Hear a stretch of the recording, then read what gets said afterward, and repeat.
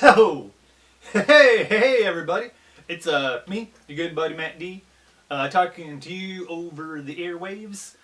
Today we are going to be inking this character right here, which appears to be upside down, and some sort of shambling mound.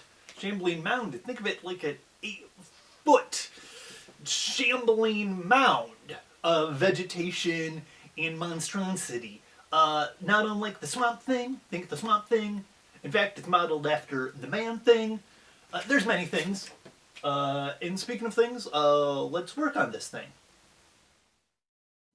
All right, a shambling mound. Let's do it to it. Let's first of all, let's check out these super tight pencils that I've created right there.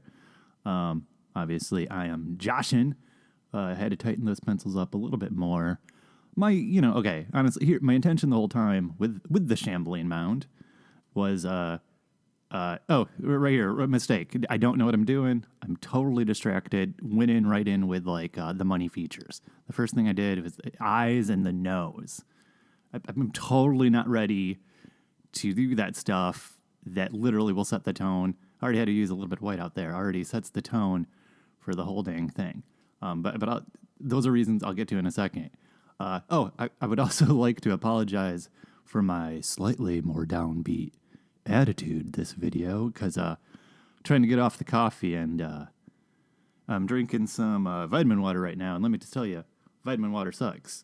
But let's get back to this drawing. Why not? Doing the shambling mound. As always, what is a shambling mound? A shambling mound is a 7-foot walking piece of vegetation. Think Swamp Thing, but the design of it looks way more like Man Thing. Man Thing is the Marvel version of Swamp Thing. It's you can go into the origins of Wikipedia. Man Thing, Swamp Thing, who came first? It's an interesting story. Anyway, the Shambling Mound looks shockingly a lot like the Man Thing. I think this has a lot to do with the fact that when you were creating 100+ monsters for a Dungeons and Dragons, you're probably going to start co-opting some ideas. This being a great example. It doesn't look exactly like Man Thing, but the resemblance is more than a little shady. But it's cool. I actually really love the design of Man Thing. I instead of kind of just coming up with my own design of what this would look like, because that just seemed way, way, way, way too hard, I decided instead to go with the design. Go with the Man Thing design and kind of maybe modify it a little bit more. My idea was I kind of wanted to make it look like a Bigfoot, like Bigfoot, kind of tromping through. In my head, I didn't look at any photos or anything like that, but in my head, I constantly just had this, what I remembered of Patty, the Bigfoot video that you see walking by. Here's a fun factoid, if you so will. Patty, the Bigfoot you see in the famous Zapruder film-esque type thing where she's walking away from you. It's, the blurry Bigfoot picture. You can actually see it in higher resolution. The reason why it looks so blurry is because it's been copied so many times. You kind of lose the detail and you get that artifacting. But if you see a more original video of it, and you can check it out on YouTube, you can totally see that Bigfoot has these giant boobies. They are huge furry boobs, and you can totally see them swinging in the wind. That is why she's called Patty the Bigfoot. Look it up. Totally true. Anyway, I'm only going off on this really crazy tangent because in this video, the thing to learn is drawing is hard. In this video, what I'm actually doing, and I recommend all artists do this, is I'm having a fun Zoom-style video with me and my friends. So currently I'm drawing and talking to some of my good buddies all at the same time, which, again, it's great. I highly recommend it. It's super fun. The problem being is that you're not focused, right? And as you saw in the beginning, my pencils were loosey-goosey because I had in my head thought like, oh, I'm going to make this a much more loosey-goosey drawing. I've been really, really constricted and tight on some of these monsters I've been doing. Let's have a little bit more quote-unquote fun with it. And again, I'm having a lot of fun with this drawing. But also in my head, I had originally kind of thought that this would be, let's say, more of a swamp-like atmosphere. But when you look at those trees that I kind of laid in there, they're kind of in their real cookie cutter, right? Like there's not a lot of variation to the things that I have drawn, which normally I would have put like, maybe some vines and more leaves and maybe more things falling in the background. But these are all things that take up a lot of, so much mental space. Like mental space that even if I'm just kind of riffing with my friends about like Star Wars or like the origins of man thing or that like Bigfoot is a lady, like those distract me from like details that I normally would have wanted to put in.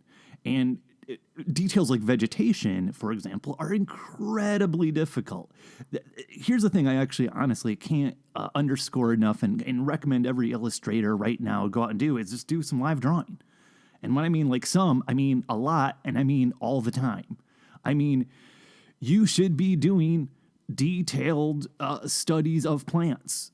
And because the reason is, even if you never draw those plants in the future, what ends up happening is you learn the shapes of plants. Like plants have very particular shapes and curves and how they grow and just, yeah, they have very particular, vegetation has a very particular shape and flow. And it's a hard thing to pull off. Think about like blood. I've actually drawn so much blood in my life and fluids and grossness and vomit and bile. I'm getting pretty good at just drawing fluid, which is a hard thing to do. It's hard to get that kind of bulbous at the front and kind of wiggles into a tip. You really have to think about how fluid flows, which again, it sounds ridiculous, but all these things all these things that you think you've seen 100 million zillion times before actually are, again, right, hard to, unless you're looking at, are hard to pull off. A fun example right now, go try to draw a bike, right? You've seen a bike, sat on bikes a million times, but try to draw a bike from your memory, I think you're going to find it probably much more difficult. Anyway, so I'm talking to my friends, and so you have this lack of variation. Now, I can go in with all these like punchy details, as you see I'm doing, right? But it's missing a little bit of the zap and fun. And right here, you see this problem I'm having where I don't know what to do because I've laid in that background, and I don't know how to pull out my man thing in the front. Right? Like the Shambling Mound is getting kind of a little bit lost. It still looks beautiful-ish, right? Like I've added enough mark that just through pure will, I've made a sort of beautiful drawing, but you can see where it's getting kind of a little bit lost.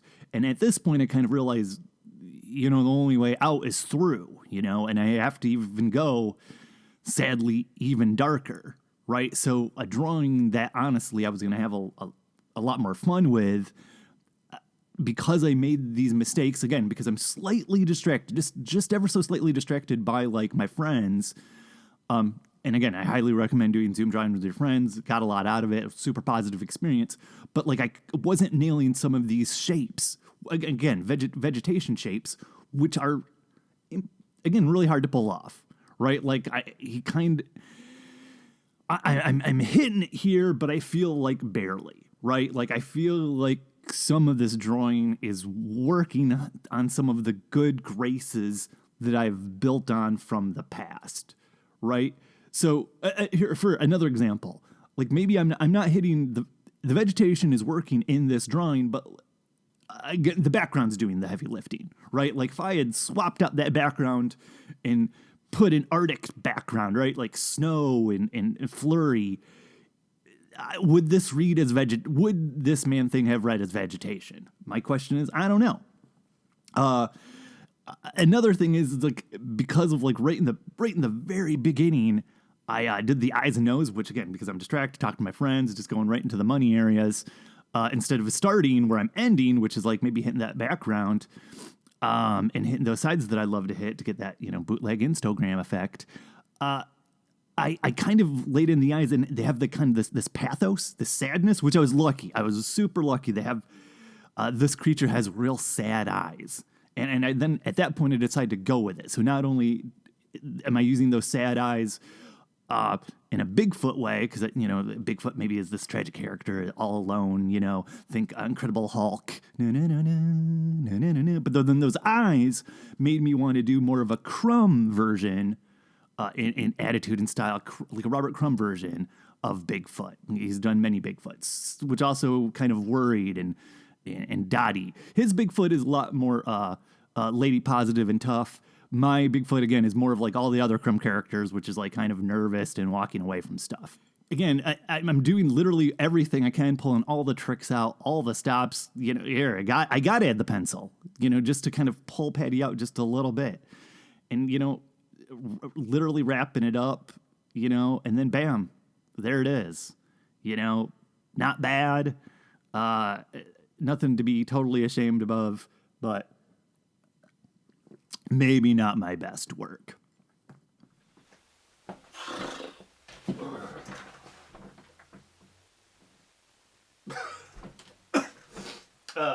Yeah, so there you go. I don't know. Not my finest hour. Here you go. You get all that. Yeah, not my finest hour, but I definitely learned some things through my own failures. Not everyone's a winner. There's a lesson. Not everyone's a winner, but you're a winner. Hopefully you learned something. You're a winner. Stay tuned. Check in next time. Where we ink another fabulous monster or jokey thing or a funny, I don't know. Learn some more art later. I guess. Or something.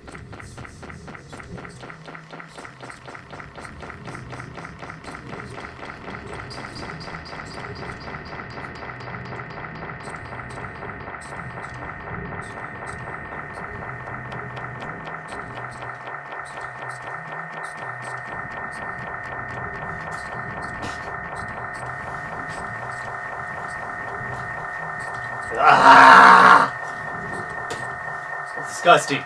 Don't know how to end a video.